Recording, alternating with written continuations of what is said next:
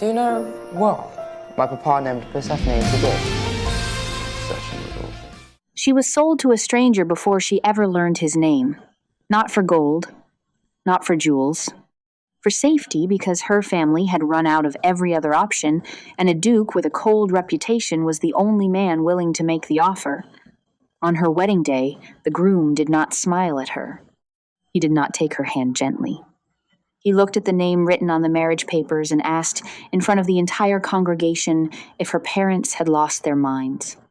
That was the first thing her husband ever said to her. Not, "I do."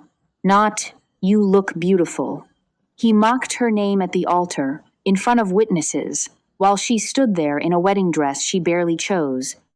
Married to a man who did not want a wife, he wanted a solution to a problem, and she was it.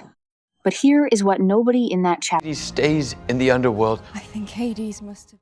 This marriage, built on convenience and cold arithmetic, was about to be tested by something far more dangerous than an insult. Wolves were already gathering outside the walls of his castle. Someone inside those walls wanted her gone permanently. And the coldest man in the county was about to discover that the wife he never wanted was the only person left who could save him. This is the story of Adam and Persephone, a marriage that began as a transaction and turned into the kind of love neither of them believed they were allowed to have. Her name was Persephone, but almost nobody said it right, and even fewer said it kindly. Her father was a scholar with a taste for old myths, and he had given all his daughters names pulled from ancient stories nobody in polite society bothered to read anymore. It made her a target before she ever opened her mouth. On the morning of her wedding, standing in a chapel that smelled of candle wax and old stone, she braced herself the way she always did when a stranger learned her name for the first time, for the raised eyebrow, the badly hidden laugh, the inevitable question about what her parents had been thinking. Any man sleep. I can have the kitchen send up a tray if you would rather. Question out loud, in front of the priest, in front of witnesses, before the vows had even finished. His name was Adam. Everyone called him by his title instead, Duke of a cold northern estate, a man with a reputation for being blunt to the point of cruelty and unreachable to the point of loneliness, though nobody used that second word out loud. He had not married for love. He had not married for beauty. He had married because his family needed the arrangement, because her family needed the money, and because two people who had never spent more than an hour in each other's company decided that a lifetime together was a reasonable business decision. When he asked about her name in front of the entire congregation, it was not cruelty exactly, it was something closer to discomfort. A man who did not know how to make small talk reaching for the only tool he had, which was blunt honesty delivered at the worst possible moment. She answered him anyway, steady and dry, refusing to let him see how much it stung. It set the tone for everything that followed. Two sharp-tongued strangers, bound together by law, neither one willing to be the first to flinch. The wedding night brought no warmth. The morning after brought less.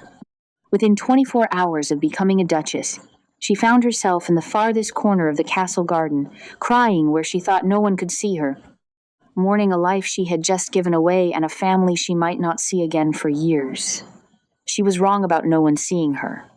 A member of the household staff noticed, and mentioned it in passing to the one person in that vast, cold castle who actually cared how she was not her husband, not yet. But a woman close to Adam who had known him for 2 decades and understood something about him that almost nobody else did. He was not made of stone. He simply did not know how to be anything other than distant, because distance was the only language his own upbringing had ever taught him. That distance became the wall Persephone lived behind for the first weeks of her marriage. Adam did not seek her out. He did not ask how she was settling in. When they crossed paths, the conversation was short, formal, and usually ended with him retreating to wherever dukes retreat to when they do not want to be found. She began to learn the shape of the castle through its absences, which hallways he avoided, which rooms he claimed as his own, how quickly he could disappear when a conversation started drifting toward feeling instead of fact. And yet she noticed something odd, something that did not match the reputation that had followed him into every room since before she arrived. He never raised his voice at her. He never looked at her the way people look at something they regret. He looked away from her instead, quickly, almost like a man afraid of what he might reveal if he looked too long. The household staff whispered that the Duke had built his walls for a reason, that something in his past had taught him that closeness was a liability, not a comfort. Persephone did not know the details yet, only the outline, a man who had learned, somewhere along the way, that the people who mattered most to him were also the people who could hurt him worst, and so he had simply stopped letting people matter. She told herself she did not care. She told herself this marriage only needed to function, not flourish. But late at night, lying awake in a bed in a house that did not yet feel like home, she found herself wondering what it would take to make a man like that actually look at her, not through her, not past her, but at her, like she was a person, and not a paper agreement he had signed under duress. She got her first real answer sooner than she expected, and it came from an unlikely direction.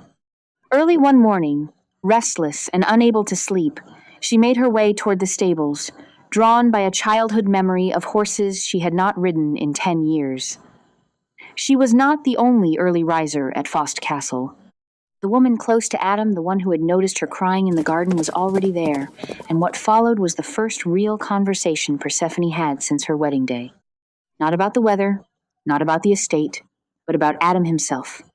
Why he kept people at arm's length, why he seemed to trust almost no one, and why, despite all of that, this woman had remained his closest friend for 20 years without ever giving up on him. It was the first crack of light Persephone had seen into her husband's guarded world, and it left her with more questions than answers. If a man who trusted almost nobody had kept this one friendship alive for 2 decades, what exactly had he survived to make him build walls that thick in the first place? And was there any chance at all, that his new wife might someday be let inside them too? Learning to ride again after a 10-year absence from the saddle was humbling, and Persephone was not used to being bad at things in front of an audience. Her early lessons were clumsy, her balance uncertain, her confidence rattled every time she nearly lost her seat. What she did not expect was to look up one morning and realize Adam had been watching her from a distance, silent, arms crossed, saying nothing, and somehow noticing every small improvement she had made since the day before. He did not offer praise directly. That was not his way. But the fact that he had noticed at all told her something important. Whatever wall he had built around himself, it had windows. He was paying attention even when he pretended not to be. The proof of that arrived a few days later in the form of a parcel she had not ordered and did not expect. Adam presented it to her with the same flat, unreadable expression he wore for almost everything, as though handing his wife a gift were an unremarkable transaction rather than an act of quiet thoughtfulness.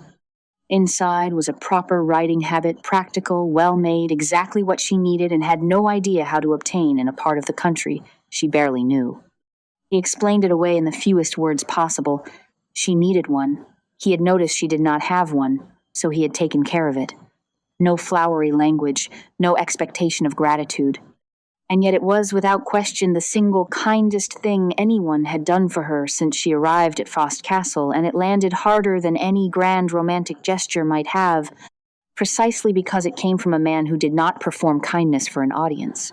He simply solved problems for people he cared about, quietly, and let the gesture speak instead of his mouth.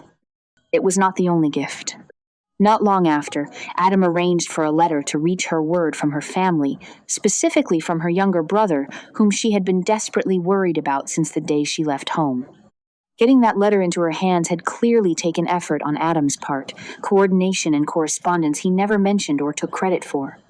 When she thanked him genuinely and warmly, he brushed it off almost irritably, as if gratitude itself made him uncomfortable, as if being seen as generous was more exposing than being seen as cold. Persephone began to understand a pattern in her husband that nobody had warned her about. He was not incapable of warmth. He was terrified of being caught in the act of it. Then came the fall. Riding out one morning on a horse she was still not entirely confident controlling, Persephone was thrown, hard, and left dazed on the ground before anyone reached her.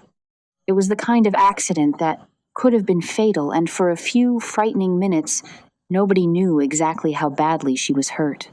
When Adam arrived at her side, the mask he usually wore slipped, just for a moment, replaced by something raw, real fear, real urgency. The kind of reaction that cannot be faked by a man who supposedly does not care whether his wife lives or dies. He stayed close to her for the rest of that day and the days that followed, asking after her condition so often that she eventually teased him about repeating the same question, and he did not deny it. He simply kept asking anyway. It was, in its own quiet way, a confession he was not ready to say out loud yet. But something about the fall did not sit right with Persephone once the shock wore off and she had time to think it through.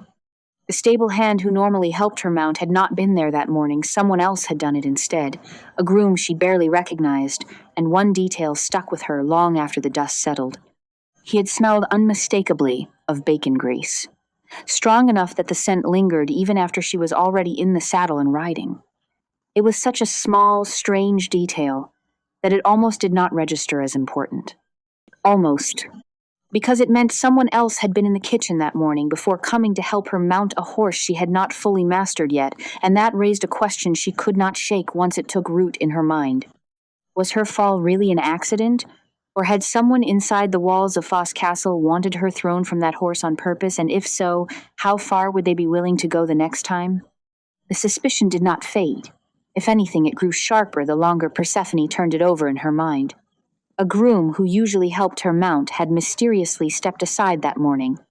A different groom, a stranger to her, had taken his place, carrying the unmistakable smell of bacon fat on his clothes, the kind of smell that comes from a kitchen, not from a stable, and certainly not from a man whose job was to handle horses at dawn. When Persephone finally worked up the nerve to describe what she remembered to Adam, his reaction told her everything she needed to know about how seriously he took the possibility that his wife's fall had not been an accident at all. He did not dismiss her. He did not tell her she was imagining things. He asked precise, careful questions how often that groom assisted her, whether she knew his name, what exactly she remembered about the moments before the horse threw her. The kind of questions a man asks when he is quietly building a case, not comforting a nervous wife. That shift mattered more than Persephone realized at first. A husband who genuinely did not care whether she lived or died would have brushed the incident aside as bad luck, an unfortunate accident, nothing worth investigating. Adam did the opposite. He treated the fall as a threat to be taken apart piece by piece, and in doing so, he revealed something about himself that his usual coldness had been hiding rather effectively. He was protective, methodical, and far more invested in his wife's safety than his flat tone of voice ever let on. But protection came with a cost. The more seriously Adam treated the danger, the more restrictive he became, and Persephone began to feel the walls of Fost Castle close in around her in a way that had nothing to do with stone and mortar. He discouraged her from riding alone. He wanted to know where she was at almost all hours. What had once felt like distance now felt, at times, like control, and she could not always tell whether it came from love or from fear, or whether, for a man like Adam, those two things had ever really been separate at all. Underneath all of it ran a current of real, physical danger that had nothing to do with jealous staff or suspicious grooms.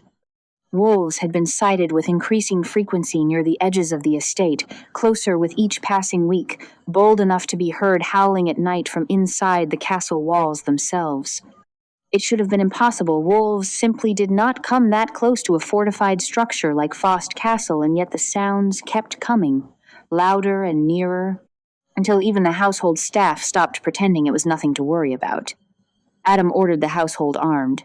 He restricted movement outside the walls. He grew visibly tense.